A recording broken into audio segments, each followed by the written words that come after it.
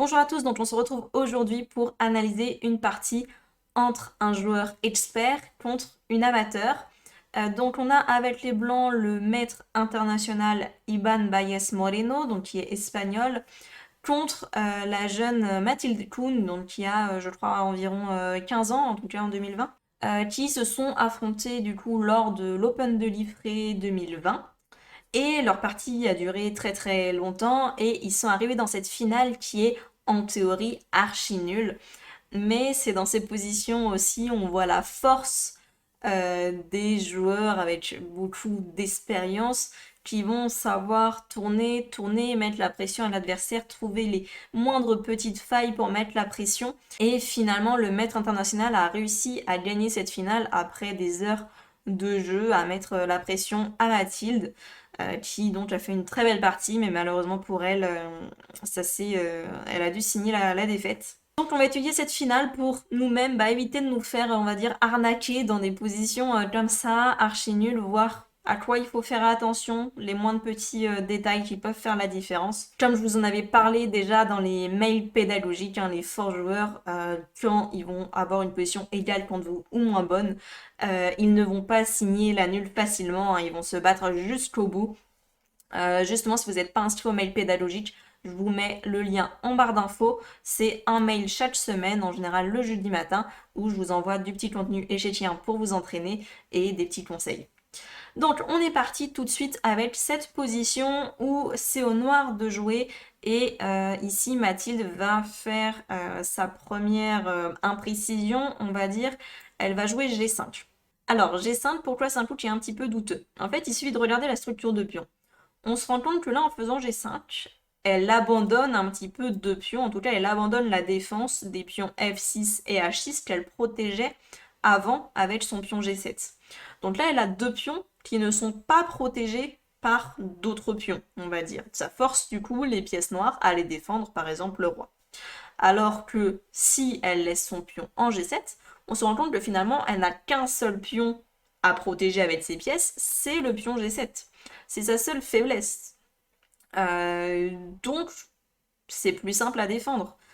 Quand elle fait G5, maintenant elle a deux pions auxquels elle doit être vigilante s'ils se font attaquer.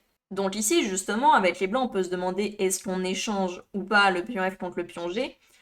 Le maître international qui veut garder un maximum de chances pour, on va dire, arnaquer, en tout cas pour gagner cette position théoriquement nulle, ne va pas prendre. S'il prend, justement, les noirs vont pouvoir reprendre d'un pion et ils n'auront plus qu'un seul pion non protégé. Donc ça irait, pour eux, ce serait plus simple à protéger, ils auraient qu'une seule faiblesse. De même, pour garder un maximum de chances de gagner avec les blancs, il va garder un maximum de pions. Ça fait plus de chances de faire promotion, on va dire. Donc, il faut garder un maximum de pions et laisser un maximum les faiblesses à l'adversaire. Donc il ne va pas prendre et il va du coup activer son roi. Ici, Mathilde justement va manger en F4. C'était l'idée de son coup G5. Je pense qu'il avait justement échangé les pions pour en avoir le moins possible et donc espérer une nulle plus facile. Mais voilà, on voit que le souci, c'est qu'en faisant ça, en ayant poussé son pion G et en échangeant, là c'est deux pions qui vont être désormais plus faibles qu'avant. Donc elle a pris, et ici on peut se demander avec quoi on reprend avec les blancs, comment va réagir Ivan. Ici, ça pourra peut-être surprendre certains, mais on va reprendre du pion. Ce qui, ok, sépare nos pions, donc ça semble affaiblir nos structures de pions, ce qui n'est pas faux. Mais ici, il ne faut pas oublier que le maître international cherche à gagner. Si il prend du fou, le problème c'est que ça permet aux noirs d'échanger des pièces. Et donc ça va supprimer la paire de fou des blancs. On va en reparler. La paire de fou des blancs est un petit plus dans cette position par rapport aux noirs qui ont un cavalier. Donc ok, ça pourrait activer le roi, mais alors là on n'a plus aucune chance de gagner avec les blancs, parce que déjà rien que si on regarde où sont les pions, ils sont sur des cases noires. On ne va jamais pouvoir les attaquer avec notre fou. Donc on peut les attaquer seulement avec notre roi, mais les noirs ont déjà le roi dans le coin pour protéger, donc ils vont juste mettre leur roi ici, et puis juste ensuite faire des coups d'attente avec leur fou et ne toucher à rien. Il n'y aura pas moyen pour les blancs de passer où que ce soit. Donc, pas possible pour les blancs. Il veut donc garder sa paire de fous et prendre du pion.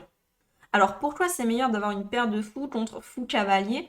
En général, c'est parce que c'est des pièces qui vont avoir une longue portée et qui vont contrôler plus de cases. Le cavalier, au maximum, va ne contrôler que 8 cases. Le fou peut en contrôler beaucoup plus. Donc, il va souvent être un peu plus fort que le cavalier. Par contre, l'avantage du cavalier, c'est qu'il peut aller sur les deux couleurs de cases, à la différence du fou. Mais comme là, justement, avec les blancs, on a la paire de fous, bah, c'est un bon combo pour contrôler et les cases blanches et les cases noires. Si on n'avait qu'un seul fou, on pourrait contrôler que la moitié de l'échiquier avec le fou, tandis que le cavalier pourrait au moins aller partout. Donc c'est là où le cavalier peut dominer un petit peu le fou. Mais tant que les blancs ont leurs deux fous, eh bien ça va être plus fort. De loin, ils peuvent aller attaquer les pions, ils peuvent contrôler des cases, tandis que le cavalier, s'il s'éloigne, il peut vite se retrouver hors jeu.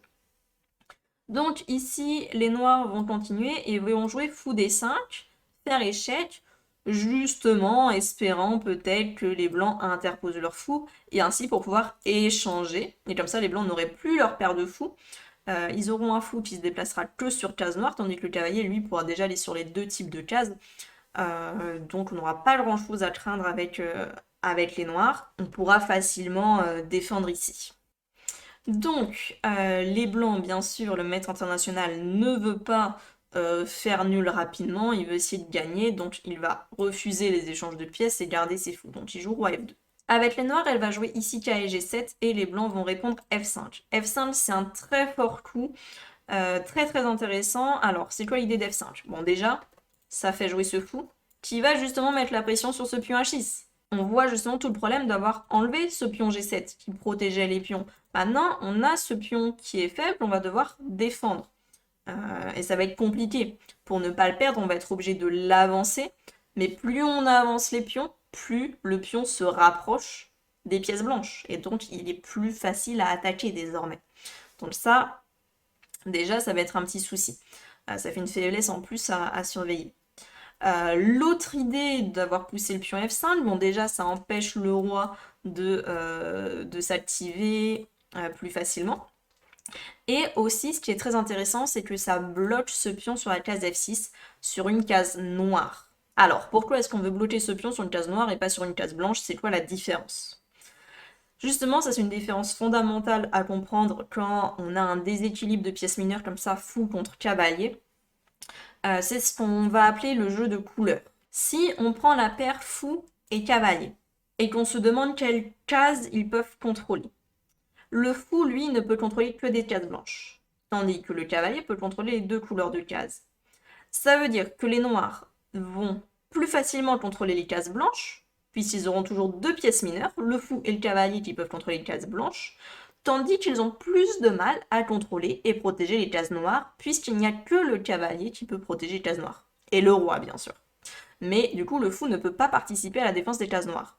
Tandis que eux, les blancs, ils ont deux fous.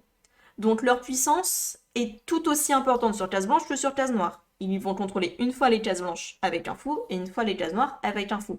Eux, ça ne leur change rien. Donc, les blancs, pour tenter d'essayer d'embêter les pions des noirs et les gagner, il va préférer aller les attaquer sur des cases noires, puisque c'est là où le clan des noirs va avoir le plus de mal à protéger, puisqu'il n'y a que le cavalier et le roi qui peuvent protéger, le fou ne peut pas participer. Donc ils vont avoir autant de défenseurs que moi d'attaquants avec les blancs. Donc je peux plus facilement me débrouiller que s'il avait eu même plus de défenseurs que moi d'attaquants, ça aurait été compliqué si on avait attaqué sur case blanche. Donc ça va être ça le jeu de couleurs, toujours se demander quand il y a un déséquilibre de pièces mineures comme ça, quelle couleur de case on contrôle le mieux. Ça c'est important de comprendre. Donc il bloque le pion sur case noire pour plus facilement l'attaquer. Alors, du coup, on a dit, hein, le pion H6 est attaqué, donc elle fait H5, pas le choix pour sauver ce pion. Et le pion se rapproche. Du coup, le maître international va commencer à rapprocher son roi G3, attention justement à ce petit pion H5 qui peut être vite attaqué, et le roi peut menacer aussi de se centraliser un peu. Les noirs font roi E7, il joue ici H3, sans doute un petit coup d'attente, Ça peut aussi empêcher le fou d'un jour s'installer là pour être en protection de son pion et en même temps attaquer le pion F5. Donc ça va bien contrôler cette case pour empêcher les noirs de défendre un peu trop facilement, on va dire. Et avec les noirs, elle va jouer ici roi D6. Roi D6, alors, c'est intéressant, mais sans doute risqué. Son idée, c'est quoi? Je suppose qu'elle a en tête qu'il faut essayer de défendre de manière active. Et donc, elle se dit, je vais essayer d'aller manger ce pion, en tout cas faire des menaces sur ce pion. Comme ça, avec les blancs, tu peux pas faire ce que tu veux. Je te fais un petit peu peur, on va dire. C'est intéressant dans le principe, évidemment, quand on peut défendre comme ça, c'est souvent mieux. Plutôt que de défendre passivement avec roi F7. Mais là, la défense passive aurait sans doute été préférable. Pourquoi? Parce qu'en faisant roi D6, elle prend des risques, elle s'éloigne de ses pions, qu'on a dit qu'ils étaient faibles. Donc là, si les blancs arrivent à attaquer ses pions rapidement, des fois, elle aura peut-être pas le temps d'arriver à la défense si elle s'éloigne trop. Donc il faut faire attention. Et justement, le maître international, là, va commencer à essayer d'empêcher le roi de revenir protéger ses pions, de faire une sorte de barrière. On va voir ça petit à petit. Le roi nord va se retrouver totalement coupé des pions. C'est super intéressant de voir comment il fait. Alors ici, il va faire un petit coup comme fou H6 pour attaquer le cavalier qui est un petit peu enfermé déjà et justement enlever la pression sur ce pion. Du coup, le cavalier part en 8 et on enlève un petit peu la pression justement sur ce pion F5 et on voit que le cavalier est au bord et donc contrôle peu de cases. Il est presque même enfermé, hein, il peut pas aller là, ni là, ni là. Il n'a plus qu'une seule case déjà en C7. On repère déjà la puissance du fou par rapport au cavalier qui commence à avoir des problèmes de mobilité. Alors les blancs vont continuer avec fou F4 échec pour poser une question à ce roi, lui demander où il va. Vous pouvez vous demander qu'est-ce que vous auriez joué ici avec les noirs. Ici, effectivement, le coup le moins risqué pour défendre, c'est de jouer roi E7. Rester au contact des pions pour pouvoir s'assurer de pouvoir toujours les défendre. Car ici, elle a pris encore des risques, elle a joué roi C5. Elle est en train d'essayer d'attaquer et de gagner les pions. Alors peut-être qu'elle voulait essayer de gagner cette finale. Mais ici, si quelqu'un peut gagner la finale, c'est bien les blancs. Avec leur paire de fous, ils vont dominer. Roi C5, c'est risqué. Elle est en train de s'éloigner encore plus des pions. Après, c'est intéressant son idée. Hein. Elle va menacer roi D4, attaque le fou, et pour ensuite pouvoir faire fou E4, et essayer d'échanger les fous ou de gagner ce pion. Donc c'est très intéressant ce qu'elle fait. Mais c'est risqué, et les blancs ne vont pas la laisser faire. Ils font du coup fou E3 empêche le roi de venir. Et du coup, elle fait roi D6. Donc là, bien sûr, le maître international ne veut pas répéter les coups pour faire nul, donc plutôt que de faire fou F4, cette fois, il fait roi F4, très intéressant, va contrôler cette case avec le roi, maintenant le fou contrôle par ici, le roi noir peut pas aller où il veut. Elle va donc continuer en jouant fou F7, et là, c'est aussi quelque chose d'important à comprendre avec les fous, c'est le concept de petite diagonale et grande diagonale, et le manque d'espace. Là, le fou est en train de défendre ce pion H5, hein, parce que il voit bien que les blancs vont bientôt pouvoir l'attaquer avec le fou. Donc si le fou des noirs part n'importe où, le pion H5 tomberait. Donc elle se met ici pour les défendre. Mais du coup, le fou, on voit qu'il se retrouve sur une petite diagonale, c'est-à-dire que c'est une diagonale avec seulement 3 cases, mais en plus, la case G6 n'est même pas disponible puisqu'il y a le pion qui contrôle. La case E8 deviendra sans doute disponible parce que le cavalier va bouger. Mais du coup, c'est une toute petite diagonale où le fou n'a pas beaucoup de coups d'attente. Donc, si vous voulez voir, c'est que le fou aurait potentiellement préféré défendre sur cette diagonale qui est légèrement plus grande. Au lieu d'avoir 3 cases, on a 4 cases. Après, de nouveau, la case H4 n'est pas disponible. Et on voit que c'est pas facile d'être sur cette diagonale parce que le roi contrôle ici, le fou de case blanche contrôle ici. Donc là, c'est pas possible de rentrer dessus. Mais ça force du coup les pièces blanches à contrôler les cases de cette diagonale. Et donc, elles ne peuvent pas s'activer n'importe où, sinon le fou pourrait rentrer. Donc le fou noir aurait aimé pouvoir s'installer sur cette diagonale. Ici, c'est pas possible, du coup, elle est allée sur la petite diagonale, mais elle peut vite se retrouver avec peu de coups possibles. Le fou peut être vite enfermé et immobilisé. Si le fou des blancs vient E2 et met la pression sur ce pion, le fou ne pourra plus partir de cette diagonale et aura très peu de coups d'attente. Donc les blancs vont ici continuer avec le fou C1. Un coup très intéressant On se rend compte qu'en fait, le fou en se plaçant ici, ça empêche aussi un petit peu le roi de revenir. Et finalement, s'il veut revenir protéger les pions, il faut qu'il passe, hop, sur des cases noires pour venir au soutien des deux pions. Et donc fou C1, eh bien tout simplement, ça menace de faire fou A3 et d'empêcher le roi de revenir pour toujours. Bon, il pourra encore bouger le fou de case blanche et essayer de faire passer le roi sur la case blanche. Mais nous aussi, on a un fou de case blanche, on va peut-être pouvoir la contrôler. Donc là, le roi noir commence à avoir énormément de soucis pour rester au contact de ses pions. Les noirs jouent ici donc cavalier C7 et donc fou A3 chasse ce roi. Elle joue donc roi D7, reste quand même pas trop loin des pions pour si jamais les fous bougent pouvoir peut-être revenir en urgence. Et là, bah, avec les blancs, on va continuer à essayer de d'éloigner ce roi au maximum. Alors on voit qu'on ne peut pas faire échec ici à cause du cavalier. Donc il va tout simplement hop, reculer son fou pour viser la case A4 et vraiment faire des barrières au roi et le pousser de plus en plus dans le coin pour qu'il s'éloigne du jeu. Le roi, comme il avance d'une seule case, il mettra du temps à revenir en défense si jamais il a la possibilité de le faire. Tandis que les fous, eux, en un coup, ils peuvent très bien aller attaquer les pions. Donc ici, les noirs vont jouer KD5 échec pour attaquer le roi. Alors, faut éviter de se mettre en position de fourchette, en position où les échecs peuvent s'enchaîner. Il va donc aller tranquillement en F3 où il n'y a pas d'échec de possible pour la suite. Les noirs reviennent donc avec K et B6 pour justement essayer d'empêcher le fou de venir en A4. Intéressant.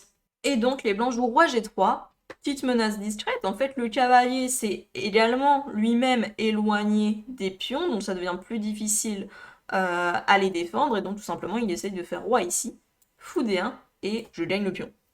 Alors là, elle aurait justement eu peut-être l'opportunité d'améliorer sa défense et d'essayer d'amener son fou sur la grande diagonale, en tout cas la plus grande diagonale que celle où il est actuellement pour protéger le pion, sur une diagonale de 4 cases au lieu d'être sur une diagonale de 3 cases. Donc il aurait pu faire fou C4 pour essayer de rentrer par exemple en E2. Et si les blancs font fou D1 pour aller attaquer le pion H5 et nous empêcher de venir sur cette diagonale, bah là on a en plus l'opportunité de venir en D3 pour aller attaquer F5. Donc on peut faire simplement un échange de pions et rester dans cette position égale.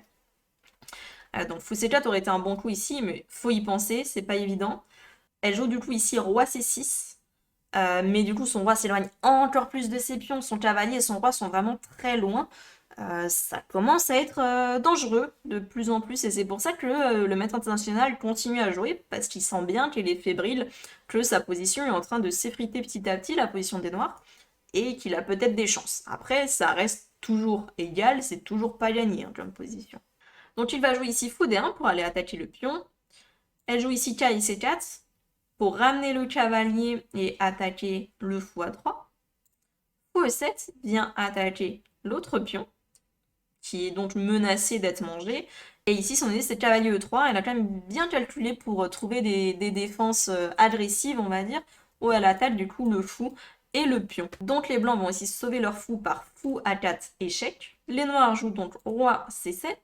Et on arrive dans fou prend F6, cavalier prend F5, un échange de pions. Donc ça commence à être encore plus difficile ici avec les blancs. Il ne reste plus qu'un seul pion pour espérer pouvoir faire une promotion. Et en plus, c'est un pion qui est sur la colonne de la tour. On sait qu'il y a souvent plus de cas de nul quand c'est un pion qui est ici. Par contre, il est loin du roi, donc je vais peut-être pouvoir en profiter. Le maître international continue par roi F4, attaque le cavalier et ramène le roi pour justement pouvoir aller attaquer le pion et le ramener au centre. Et ici, elle va défendre en jouant cavalier D6, coup naturel. Mais ici, il y a une belle défense qu'on peut envisager. En fait, il faut se demander quelle est l'opportunité de gain avec le blanc. Leur seule opportunité de gagner, c'est soit de faire promotion avec le pion H, soit de réussir à manger les deux pièces des noirs, en gros, et de faire mat avec les deux fous. Mais voilà, pour qu'ils arrivent à faire mat avec les deux fous et le roi, il faut vraiment que les noirs n'aient plus aucune pièce pour défendre. Donc en fait, ici, les noirs auraient pu jouer roi D6, qui aurait été une défense très intéressante. Faut y penser en partie, c'est pas évident, surtout quand là ça fait des heures et des heures de jeu, ils ont peut-être plus beaucoup de temps non plus à la pendule. Mais en fait, les blancs ne peuvent pas prendre le cavalier. Pourquoi? Parce que dans ce cas-là, il y a fou, E6, échec. Le roi va bouger et on mange le pion. Et par exemple, le roi mange le pion. Et là, en fait, les blancs n'ont pas suffisamment de matériel pour mater. puisqu'il reste le fou en défense. Les blancs vont pas réussir à mater ici avec les deux fous si on défend correctement avec les noirs. Et donc ça aurait vraiment mis fin à la partie où ça aurait fait nul du coup rapidement, ça aurait forcé la nulle. Sauf si bien sûr les blancs n'auraient peut-être pas pris le cavalier du coup. Mais ça permettait donc de ramener le roi plus proche finalement. Donc c'est important de se demander de quoi le camp qui essaye de gagner a besoin pour gagner. Quelle pièce il doit lui rester? Il doit soit lui rester le pion, soit lui rester les deux fous contre rien du tout chez les noirs. Donc si on arrive à manger ce pion et à avoir encore une pièce, ça fera nul. Donc roi D6 c'est intéressant. Bon, elle a joué avec D6 qui est logique, on aurait tous joué ça un peu sans réfléchir probablement. Mais du coup, les blancs peuvent jouer fou e5 et clouer ce cavalier et commencer à avoir des petites idées tactiques, à immobiliser les pièces noires. On voit que le roi peut même pas bouger, le fou contrôle, donc on commence à avoir très peu de coups avec les noirs et à souffrir un peu de cette situation. Elle joue donc fou e6, un coup d'attente pour défendre, et elle attaque le pion h3. Du coup, les blancs font h4. Et elle joue ici fou d7 pour essayer justement d'échanger les fous, d'échanger les pièces et d'éclouer le cavalier. C'est important hein, parce que là on peut vite perdre avec les noirs si on fait un petit coup sans trop réfléchir. Par exemple si on fait fou g4 en se disant bah maintenant je suis sur la bonne diagonale et je défends mon pion. Là on pourrait très vite avoir des problèmes avec les noirs. Vous pouvez mettre en pause pour essayer de trouver comment prendre l'avantage avec les blancs. En fait, ici, on va juste essayer de profiter de ce clouage et du fait que les noirs n'arrivent pas à se déclouer, puisque le roi ne peut pas bouger en restant en contact du cavalier. Donc je pourrais faire tout simplement roi G5, et en fait essayer de contourner et d'arriver en E7 pour attaquer la pièce clouée, puisqu'elle ne peut pas s'enfuir, et tout simplement la gagner. Et bon, les noirs pourraient s'en sortir pour ne pas perdre la pièce, il faudrait de nouveau revenir du coup en D7, mais du coup on sauverait notre fou, et le pion H5 va tomber, donc on va menacer un peu plus facilement d'aller avancer le pion pour aller à la promotion, même si c'est pas encore gagné. Et donc il faut faire attention à ce clouage, on voit qu'il y a quand même pas mal de thèmes tactiques avec les pièces mal placées comme ça. Donc le fou D7 est un très bon coup de défense pour essayer d'enlever ce fou et pouvoir donc débloquer le roi et déclouer le cavalier. Important d'activer toutes ces pièces. Donc ici, les blancs jouent fou D1, bien sûr, ils n'échangent pas, attention, ici, la finale de pion ne gagne pas pour les blancs. Pourquoi? Parce que c'est un pion sur la colonne de la tour, et donc les noirs vont pouvoir défendre, même si ils perdent le pion H5. On peut regarder, on ramène le roi prend pion, et le roi arrive ici. Et sans celle, ça fait nul. En fait, ce qu'il faut savoir, c'est que quand c'est un pion sur les colonnes des tours, il suffit que le roi en défense arrive sur ces trois cases-là devant le pion. Donc bien sûr, après, ça peut être celle-ci. Enfin, en tout cas, c'est sur ces trois colonnes-là devant le pion. Pourquoi ça fait nul? On va regarder, on va tester. Roi H6, je vais faire roi G8. Je vais faire roi G6 pour commencer à pousser mon pion. Hop, je pousse mon pion. Je pousse mon pion. Et quand je pousse mon pion, malheureusement, il y a patte. Donc du coup, on n'arrive pas à gagner. Il y a patte parce qu'il n'y a pas de colonne adjacente, alors que si c'était un pion central, le roi pourrait s'enfuir sur le côté. Et donc, on pourrait tout simplement faire roi qui monte et promotion. Mais là, du coup, il n'y a patte à cause de cette colonne manquante. Et également, il y a un autre moyen de défense, c'est de mettre le roi ici et en fait empêcher le roi de sortir. Et donc, le roi va bloquer l'avancée de son pion. Donc on peut par exemple suivre le roi, le pion va avancer, on va par exemple attendre. Si le roi ressort, eh bien on ramène le roi, c'est ce qu'on a vu ici. Et juste pour vous montrer, si le roi reste sur cette colonne, bon on attend, ok, il pousse le pion, on attend. Et en fait, c'est les blancs qui peuvent déjà se mettre en position de patte. Hop, on fait un petit coup de roi, et il y a patte, le roi ne peut plus sortir et le pion ne peut plus bouger. Donc c'est ça le problème du pion sur les colonnes de la tour. Comme il n'y a pas de colonne adjacente, les rois ont moins de liberté, moins de mobilité, donc il y a facilement des cas de pattes. Ok. Donc cette finale de pion ne gagne pas pour les blancs. Donc c'est pour ça qu'ils n'échangent pas les fous et qu'ils jouent fou D1 pour toujours essayer de gagner. Alors ici, elle va jouer roi C6, lâchant son pion, ce qui est un peu étonnant. Elle aurait pu faire fou E8. Après, peut-être qu'elle se disait que de toute manière, elle allait perdre le pion, puisqu'il y a roi G5. Mais là, par exemple, on pourrait jouer roi D7. Et sur fou prend, roi prend. De nouveau, il faut penser à sacrifier les pièces pour arriver dans une position finale où l'adversaire n'aura pas suffisamment de matériel pour mater. Et donc ici, on peut faire cavalier F5 pour juste aller sacrifier le cavalier contre le pion. Ça aurait été une bonne défense. fallait réussir à calculer tout ça, ce qui n'était pas évident. D'autant plus qu'ici, elle pouvait peut-être avoir peur de fou A4 également, qui fait échec au roi. Mais ici, on peut tenir avec roi E6, on attaque le fou de case noire. Si fou prend le cavalier, on prend le fou A4.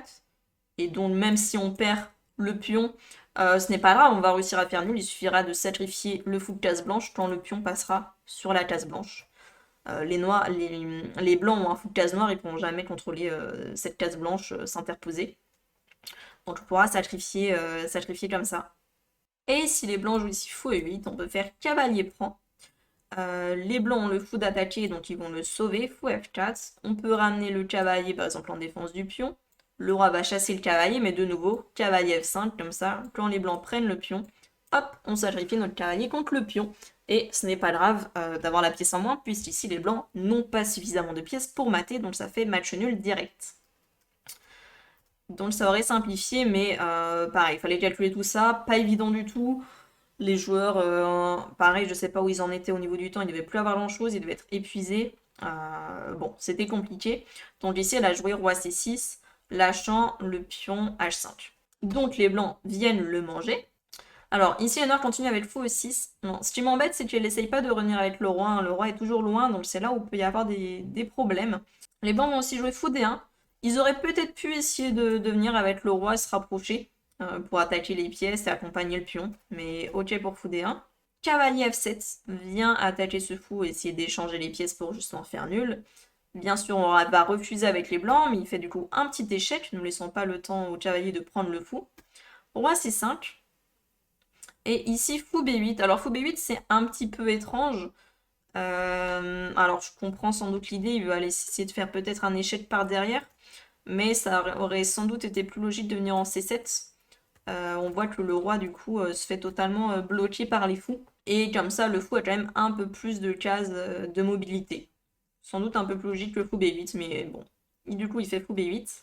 Du coup, les noirs ici vont jouer roi B6 et menace de faire roi B7, ce qui enfermerait ce fou et donc forcerait à revenir ici avec des échanges. Donc le roi B6, intéressant, très intéressant. Et là, les blancs du coup vont jouer H5, en essayant d'amener ce pion à promotion, justement roi B7 et fou E5. Et là, on se rend compte qu'en fait, vu que le pion est proche de promotion, échanger le cavalier contre le fou n'est pas réellement possible.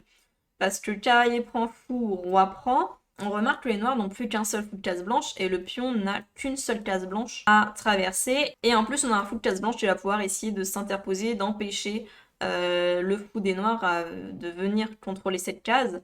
C'est-à-dire que le fou va essayer de se mettre sur cette diagonale, mais tout simplement, on joue fou C2 et il ne peut pas venir sur la diagonale. Alors, il peut tenter de venir contrôler la case H7 en mettant le fou en G8. Et du coup, là, on voit justement toute petite diagonale. Le fou, dès qu'il bouge, ne contrôlera plus la case H7. Il n'a pas de bonne case de fuite, il est enfermé. Donc, il suffit d'aller l'attaquer. Et du coup, on va faire partir ce fou. Bien sûr, faut pas pousser le pion en H7, hein, sinon il se fait manger et on n'aura pas suffisamment de matériel pour mater. Et donc là, on ramène le roi. Les noirs, bougent le roi et on vient ici. Le fou, du coup, doit partir si on le mange. Et puis après, on pousse le pion tranquillement. Le fou des noirs ne peut pas contrôler la case blanche de passage du pion. Donc ici, avec les noirs, elle ne va pas manger. Elle va jouer roi C8 pour essayer de ramener son roi à la défense. Le rapprocher, vu qu'il est très loin. Les blancs jouent justement ici fou F6, très intéressant.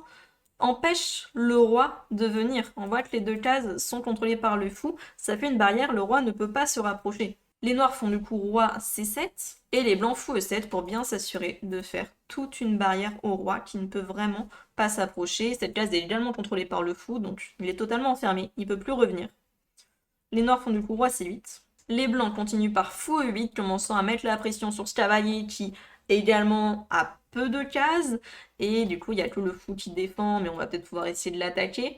Ça commence à être assez bancal. Les noirs font du coup roi C7, et là avec les blancs, le maître international va commettre une erreur, mais qui ne sera pas exploitée.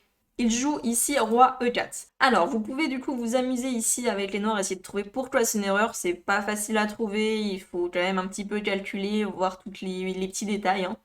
Donc c'est pas étonnant que ça ait été loupé en partie par les deux joueurs. Mais donc, si vous voulez, mettez en pause et cherchez. Alors ici, qu'est-ce qui pouvait se passer? Les noirs, en fait, avaient l'opportunité de jouer caille et D6, qui faisait une fourchette. Donc les blancs, pour éviter cette fourchette, peuvent prendre en D6. Nous, on reprend, et les blancs poussent le pion. Et là, on peut se dire, c'est quoi le problème pour les blancs? Pourquoi ils vont pas réussir à gagner? Parce que de nouveau, ce fou peut difficilement venir sur les diagonales blanches. En fait, là, l'astuce, c'est qu'on a fou à 2, qui a menacé en fait de venir sur la diagonale en B1, et de faire une enfilade. Vous voyez, si le pion avance, pouf, échec au roi, je gagne le pion derrière. Et ici, du coup, le fou des blancs n'a pas le temps de s'interposer. Hein. Si se met ici, c'est la même chose. Hein. Je fais enfilade, je vais manger le fou et je contrôlerai la classe du pion. Donc en fait, ce qui se passe ici, c'est que le roi blanc est très très mal positionné. Et ici, si au lieu de faire fou prendre D6, les blancs font roi E5 pour attaquer le fou, bien tout simplement, il y a les échanges de fou. Et là, cavalier G7, fourchette, roi pion, on gagne le pion. Donc match nul forcé. Mais bon, du coup, dans la partie, ça t'est loupé. C'est logique, c'était pas si évident à voir. Et donc, ici, il y a eu cavalier H6. Mais le cavalier se met au bord, il commence à vraiment manquer de mobilité. Il peut vite se faire enfermer, il faut faire attention. Du coup, ça aurait été mieux ici de ne toucher à rien, finalement. Il n'y avait pas tant que ça de menaces, juste faire roi C8. Ça aurait été sans doute mieux. Du coup, cavalier H6, là, ça va mal se passer. Hop, le roi commence à rentrer. Le fou doit donc bouger. Et les blancs font fou G5. Mais la pression sur ce cavalier. Le cavalier se retrouve donc à aller en G8, pas le choix. Et fou F7 vient de nouveau attaquer ce cavalier qui, on remarque, est enfermé. Il ne peut pas s'enfuir. Alors là, il y a encore moyen de tenir avec les noirs, mais il faut bien se défendre, prendre la bonne décision. N'hésitez pas à mettre en pause pour essayer de voir qu'est-ce que vous auriez fait ici avec les noirs pour tenir. Ici, du coup, elle a mal réagi. Elle a fait ici fou prend H5, se disant de toute manière, mon cavalier enfermé, je perds une pièce, donc je fais fou prend H5. Le souci ici, c'est que les blancs ont le choix entre prendre le fou et prendre le cavalier. Et du coup, ici, bien sûr, ils vont prendre le fou et laisser le cavalier qui est enfermé, qui a donc des gros problèmes de mobilité.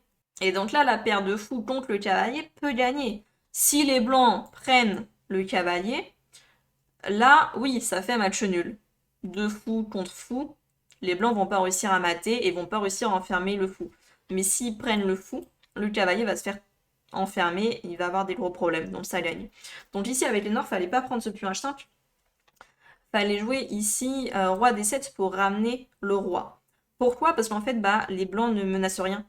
Si ils font fou prend G8, justement, je prends ce pion, et là, je conserve mon fou.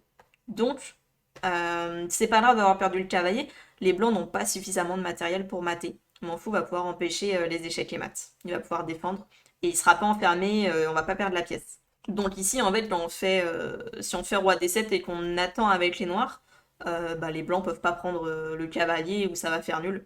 Donc il n'y a pas vraiment de menace. Mais donc ici en faisant fou H5, évidemment le maître international va prendre le fou et laisser le cavalier enfermé à son adversaire. Et du coup la partie va se terminer. Le roi revient en défense. Fou G4, échec. Le roi va du coup en 8 et nous on fait roi E6 pour essayer de contrôler cette case et empêcher le cavalier de sortir. Mais là du coup avec les noirs, elle joue ici cavalier E7 qui semble intéressant et débloquer le cavalier parce qu'on se rend compte qu'avec les blancs on ne peut pas manger, sinon il y a patte. Donc une défense intéressante pour essayer de sauver ce cavalier et donc faire nul. Mais ici il y a eu un petit oubli, c'est que les blancs ne sont pas obligés de manger tout de suite, ils peuvent faire un petit coup intermédiaire, et donc fou H5, échec, bouge le roi, et maintenant on peut prendre E7 parce qu'il n'y a plus patte, on fait échec.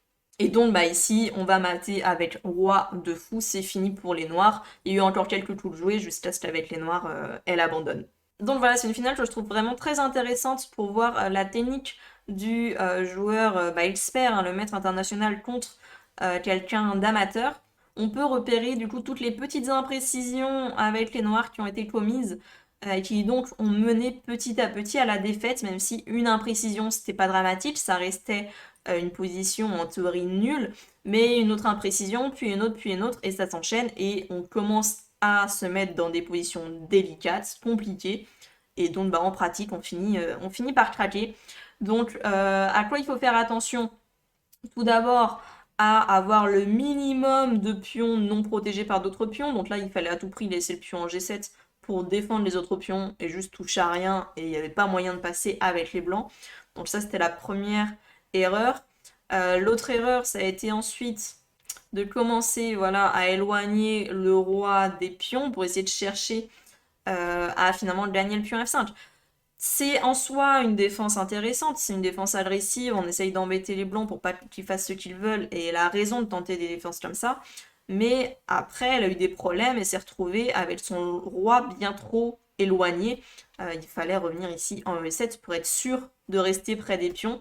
Les fous sont des très bonnes pièces pour totalement enfermer le roi. On a vu qu'il s'est retrouvé avec son roi, hop, j'avance un peu, mais voilà, le roi totalement bloqué par les fous, et donc il ne peut plus revenir en jeu. Tandis que eux, les fous, peuvent en même temps bloquer le roi et en même temps aller attaquer les pions, puisque c'est des pièces à longue portée.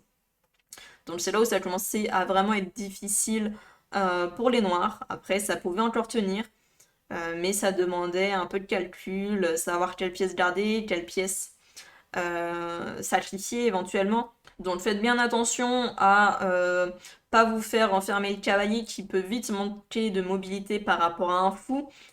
C'est aussi à cause de ça qu'elle a eu des problèmes. Si avec votre fou vous avez le choix entre deux diagonales pour défendre par exemple une faiblesse, pour défendre un pion, essayez si possible d'aller sur la diagonale où il y a le plus d'espace, le plus de cases. Sinon pareil vous allez manquer de coups pour défendre. Et donc c'est comme ça que petit à petit ça a fait qu'elle a perdu avec les noirs. Mais une belle partie quand même de sa part pour arriver dans cette finale contre un maître international. Donc voilà, hein, et ça a fini par se faire enfermer le cavalier qui manquait de mobilité. Hop, voilà, dans cette position. Et donc ici, bah, faut penser à garder les bonnes pièces. On veut garder le fou plus que le cavalier. Donc faut pas donner le fou par fou H5, sinon les blancs vont prendre le fou. On préfère donner le cavalier. Et là, les blancs ne pourront pas mater avec notre fou qu'on va conserver. Voilà, donc j'espère que cette finale vous aura appris des petits trucs et vous permettra peut-être un jour de faire un match nul contre un maître international.